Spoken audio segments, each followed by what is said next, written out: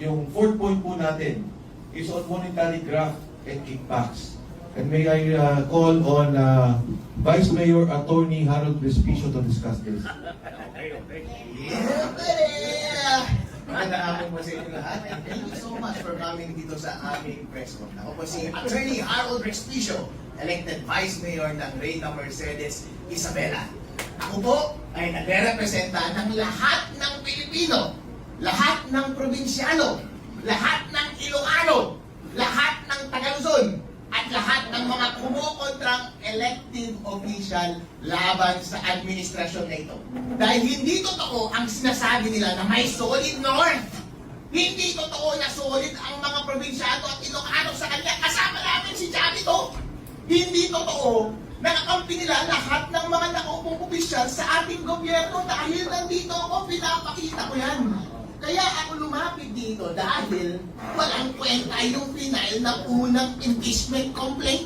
Nakakaunti. Diskarte nila yun para wala ng maayos na kumandar na impeachment complaint. Kaya nung nakita ko na yung mga may track record na successful impeachment, mga successful endorser, number one na political lawyer sa ating bansa at napakakapal na papeles at napakakapal na ebidensya, sali ako dyan.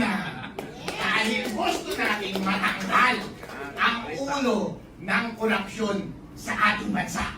At hindi ninyo pwedeng sabihin na purong aligned sa Duterte ang grupo namin. Dahil ako ay lone wolf lamang, wala akong kakampi. Lahat kinakalaban ko basta masama, kakalabanin kita. Kasama ako dyan. Kaya nandito ako para patunayan na merong totoong nangyaring graft and corruption. Ito po ang discussion namin sa aming complaint. Naniniwala ba tayo, meron pa bang doubt na merong malawakang nangyari na nakawan dito sa ating bansa? Inamin na nila, hindi ba? At inamin na rin nila, alam na rin natin na ang grupo nila ang nagnakaw. Si Sandy, si Romualdez, at si BBM. Ang problema na lang ngayon ay nagtuturuan sila! Sino? Ngayon, kung nasa korte tayo ngayon, ang question na lang ay yung credibility. Ang credibility ba ni Sandy versus yung credibility ni BBM? Ngayon, ano ang credibility ni Sandy? Kinenta niya na lahat yung modus. Yung program appropriations, yun ang paraan. Ang pagnanakaw sa budget ng PhilHealth. Nagkasakit si Congressman Jing Paras, hindi na siya makakakuha ng benefits sa PhilHealth. Yung aking bangko kapag na-bankrupt, wala na akong makukuha pera dahil kinuha na nila yung pera sa PDIC. Kwento na ni Saldi lahat ng kanilang paraan specific. Nagde-deliver ng mali-maleta sa Malacanang, sa Coles Park, 2 billion. Ayun no, ang daming pera. Bilyong-bilyong sa laki ang dinideliver amongst them. Yun yung isang side ng credibility. Ngayon, tingnan natin yung isang side ng credibility. Anong sagot? AI. What?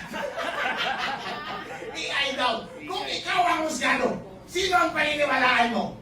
Yung kasama sa conspiracy na tinuturo nila ang bawat isa? O yung nagpapalusot na mastermind?